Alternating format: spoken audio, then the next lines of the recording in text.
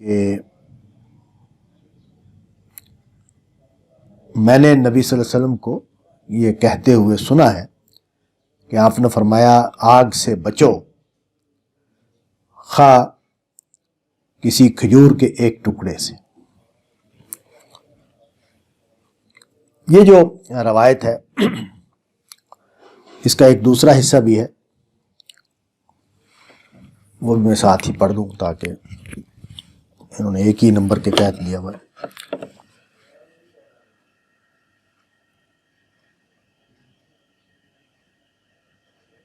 کہ تم میں سے کوئی بھی نہیں ہے کہ اللہ اس کے ساتھ کلام کرے گا اور اس کے بیچ میں کوئی پردہ نہیں ہوگا،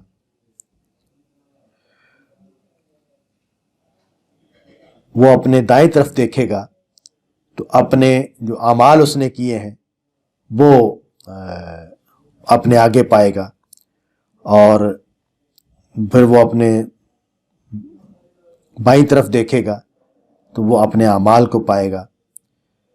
اور اپنے سامنے دیکھے گا تو ایک آگ ہوگی جو اس کی طرف بھڑک رہی ہوگی۔ اپنے آپ کو، اپنے چہرے کو آگ سے بچاؤ خواہ کھجور کے ایک ٹکڑے سے، اور اگر کھجور کا ایک ٹکڑا نہ پاتا ہو وہ آدمی خیرات کرنے کے لیے تو ایک اچھی بات کہہ دے۔ صدقہ یعنی خیرات۔ صدقہ کا لفظ ہمارے ہاں تو اس کے معنی بڑے دلچسپ ہو گئے ہوئے ہیں کہ وہ ہم دنیا میں اپنے مسائل کو حل کرنے کے لیے صدقہ کا لفظ بولتے ہیں کہ جی میں نے صدقہ دینا ہے تاکہ میری فلاں مصیبت ٹل جائے۔ تو یہ تو یہاں کا ہندوستان پاکستان کا تصور ہے۔ عربی زبان میں صدقہ کا مطلب ہے اللہ کی راہ میں خرچ کرنا، اور اللہ کی رضا کے لیے خرچ کرنا، ضرورت مندوں کو دینے کے لیے خرچ کرنا۔ دین نے جو کلچر پیدا کیا ہے یا جو شخصیت پیدا کی ہے، جو ابھی ہم خصلت کی بات کر رہے تھے، جو کریکٹرسٹکس پیدا کی ہیں مسلمانوں کے اندر، ان میں سے ایک ہے خدا کی راہ میں مال خرچ کرنا۔ اور نبی صلی اللہ علیہ وسلم نے اس کی بہت ترغیب دی ہے، قرآن مجید میں اس کی ترغیب بہت دی گئی ہے۔ آگ سے بچنے کا ایک راستہ یہ ہے کہ آدمی اپنے مال میں سے خرچ کرتا رہے، اور یہاں جو مثال دی ہے وہ اصل میں نقطے والی بات ہے کہ کھجور کا ایک ٹکڑا، مطلب یہ ہے کہ یہ جو ہے خیرات، بعض لوگ اس وجہ سے خدا کی راہ میں خرچ کرنے سے محروم رہتے ہیں کہ میری تو اپنی ضروریات پوری نہیں ہوتی، میرے تو اپنے مسائل حل نہیں ہوتے۔ اس کو توڑا ہے اس بات سے کہ تم کھجور تمہارے پاس ہے کھانے کے لیے، ایثار کرو، اپنی کھجور کا ایک ٹکڑا دے دو۔ تمہارے ساتھ کوئی موجود ہے جس کو تم کھلا سکتے ہو، جس کو ضرورت ہے اس کو کھلایا جائے۔ مراد یہ نہیں ہے، ظاہر ہے یہ تو ایک مثال ہے اس بات کو بیان کرنے کے لیے کہ تمہیں خیرات کرنی ہے، اور تمہارے پاس جتنا مال ہے اس میں سے کچھ دے دو۔ تمہارے پاس 10 روپے ان میں سے خیرات کر دو، تمہارے پاس 1000 روپے ہیں تم سے خیرات کر دو۔ اس لحاظ سے تمہاری خیرات بڑھ جائے گی، فرق پڑ جائے گا اس سے۔ لیکن اصل بات یہ ہے کہ تم اس کے لیے تیار ہو۔ قرآن مجید نے جو معیار دیا ہے اس کے لیے وہ کل العفو کا ہے کہ تمہاری ضرورت سے زائد جو تمہارے پاس موجود ہے تمہیں تیار رہنا ہے کہ تمہارے سامنے کوئی ضرورت مند آئے گا تو تم نے اس کو دینا ہے۔ اور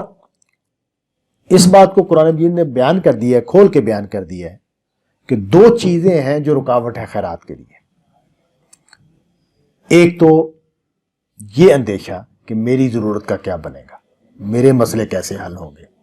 میں اپنے مسئلوں کو کیسے حل کروں گا، میرے تو فلاں پرابلم ہے، فلاں ضروریات ہیں، میں کیسے ان کو پورا کروں گا۔ تو قرآن مجید نے کہا کہ اللہ تمہاری ضرورتیں پوری کرے گا، اللہ دینے والا ہے۔ تمہیں رزق کی کم، رزق اللہ دیتا ہے، اس سے کم ہی نہیں آتی رزق میں۔ اس کو بھی قرآن میں واللہ یربی الصدقات، اللہ صدقات کو پروان چڑھاتا ہے۔ تو ایک تو اس کو مسئلے کو حل کیا، یہ انسان کا تصور ہے۔ اسی میں بھی یہ کھجور کا ایک ٹکڑے کی جو بات کی ہے، اس میں بھی اس کو توڑا ہے کہ تم دینے والے کی جگہ پر رہو۔ میں نے اپنے بچوں کو یہ کہتا ہوں کہ نہیں، یہ ذہن بنانا ہی بند کر دو کہ مجھے ملنا چاہیے، اس ذہن میں رہنا چاہیے کہ مجھے دینا ہے، دینے والا بن کر رہو۔ وہ حضور نے بھی اس کو بیان کیا نا کہ اوپر والا ہاتھ نیچے والے ہاتھ سے بہتر ہے، یعنی دینے والا ہاتھ لینے والے ہاتھ سے بہتر ہے۔ تو دینے والے کی جگہ پر رہنا چاہیے۔ دوسری رکاوٹ کیا ہے کہ آپ اپنے معیار زندگی کو بڑھاتے جائیں، آپ اپنے خوراک کو بہتر کرتے چلے جائیں، آپ اپنے لباس کو بہتر کرتے چلے جائیں، آپ اپنی رہائش کو بہتر کرتے چلے جائیں، اور پھر غیر اخلاقی ایکٹیویٹیز، زنا ہے اور شراب ہے اور اسی طرح فضول خرچی ہے، شادیوں پہ جیسے ہمارے یہاں خرچ ہوتا ہے، اور سب کو معلوم ہے کہ اس کی اہمیت، یعنی شادی پر جو خرچ کیا جا رہا ہوتا ہے بالکل وقتی ہے، یعنی جتنا جہیز بنایا جاتا ہے، جتنا کپڑے بنائے جاتے ہیں، جتنے میک اپ کیے جاتے ہیں، جتنے کھانے سرو کیے جاتے ہیں، اس کی چند دن عمر نہیں ہے اس ساری بات کی، لیکن ہر لاکھوں روپے خرچ کیے جاتے ہیں۔ یہ خدا کی راہ میں خرچ کرنے کی راہ میں رکاوٹیں، دو چیزیں بڑی رکاوٹ ہیں۔ ایک کنجوسی، کنجوسی کیا ہے کہ میں مال بچا کے رکھوں اپنے لیے، اور دوسرا یہ کہ خرچ کروں اللہ تلے بے معنی چیزوں پر۔ تو اس سے، دونوں چیزوں سے اپنے آپ کو بچا کے، اس نفسیات اور اس ذہن کے ساتھ کہ میرا اللہ میرا مالک ہے، وہ میرے کام پورے کرے گا، مجھے میرے سامنے کوئی ضرورت مند آ گیا ہے تو مجھے جس حد تک ممکن ہے اس کی مدد کرنی ہے، خواہ وہ کھجور کا ایک ٹکڑا ہی کیوں نہ ہو۔ تو اس کے نتیجے میں آگے جو بات کی وہ یہ بیان کی کہ دیکھو قیامت والے دن تمہاری اللہ سے ملاقات ہونی ہے، تو مالک کائنات کے سامنے تم پیش ہو گئے، تو تمہیں اس قابل ہونا چاہیے نا کہ تم اس سے ملاقات کر سکو، کم از کم یہ تو کہہ سکو، وہ جو محمد علی جوہر کا شعر ہے نا کہ گو میں رہا رہین ستم ہائے روزگار، لیکن میں تیری یاد سے غافل نہیں رہا، کہ اگرچہ میری زندگی جو گزری ہے وہ دنیا کے بکھیڑوں میں گزری ہے، لیکن ان بکھیڑوں میں میں تجھے یاد رکھا ہے میں نے، تو کم از کم اس قابل تو ہو نا۔ یہ ہمارا کسی کو کھجور دی ہوئی ہو، کسی کو ہم نے 10 روپے دیے ہوئے ہوں، کسی کو ہم نے کوئی نماز پڑھی ہے، کوئی روزہ رکھا ہوا ہے، کوئی خیرات کی ہوئی ہے، کوئی کسی کے ساتھ خیر خواہی کی ہوئی ہے، تو جو 4 چیزیں تو ہو نا ہمارے پاس جو ہم پیش کر سکیں وہاں۔ تو اس کو بیان کیا کہ تم میں سے ہر ایک نے اللہ سے ملاقات کرنی ہے، اور کوئی حجاب نہیں ہوگا بیچ میں، اور وہاں کیا ہوگا؟ منظر یہ ہوگا کہ دائیں اور بائیں تمہارے اپنے اعمال ہوں گے، یعنی اس وقت تم جو پیش کر سکو گے وہ وہی ہوگا جو تم کر کے گئے ہو، تو تمہارے پلے کچھ ہونا چاہیے۔ چنانچہ ہر وقت، اور یہ میں یہ سمجھتا ہوں کہ جو نیکیاں ہیں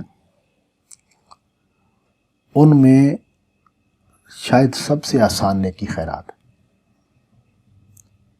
یعنی اللہ کی راہ میں مال خرچ کرتے رہنا، نماز اہتمام کے ساتھ پڑھنا مشکل نیکی ہے، حق کو قبول کرنا، حق کو اختیار کرنا، حق کے لیے جدوجہد کرنا مشکلات ہیں اس میں۔ جو سب سے آسان نیکی ہے وہ یہ کہ آپ کی جیب میں 10 روپے پڑے ہوں، آپ ان میں سے 1 روپیہ نکال کے خیرات کر دیں، تو حضور کہتے ہیں کہ اس سے فائدہ اٹھاؤ، یعنی یہ جو آسان نیکی ہے اس سے فائدہ اٹھاؤ۔ اگرچہ خیرات کرنا بھی ایک بڑی نیکی ہے، اس کے بھی اپنے موانع ہیں، وہ تو ہم پڑھ چکے ہیں پیچھے مضمون، کہ جو رکاوٹیں آتی ہیں کسی بھی نیکی کی راہ میں اس کے اجر کو بڑھا دیتی ہیں۔ تو وہاں جہاں بڑی رکاوٹیں ہیں وہ تو ظاہر ہے، وہ تو مسائل ہیں، جیسے ہمیں ابھی سورۃ انفال میں پڑھ رہے تھے کہ جہاد کے لیے جو پیسے خرچ کرنے ہیں وہ مشکلات پیش آ رہی تھی، لوگوں کو مسائل پیش آ رہے تھے۔ تو اللہ تعالیٰ سے دعا ہے کہ اللہ تعالیٰ ہمیں زیادہ سے زیادہ فراخ دل بنائے، اور ایسی خصلتیں ہمارے اندر جو ایمان کے تقاضے ہیں ان کو پورا کرنے والا بنائے۔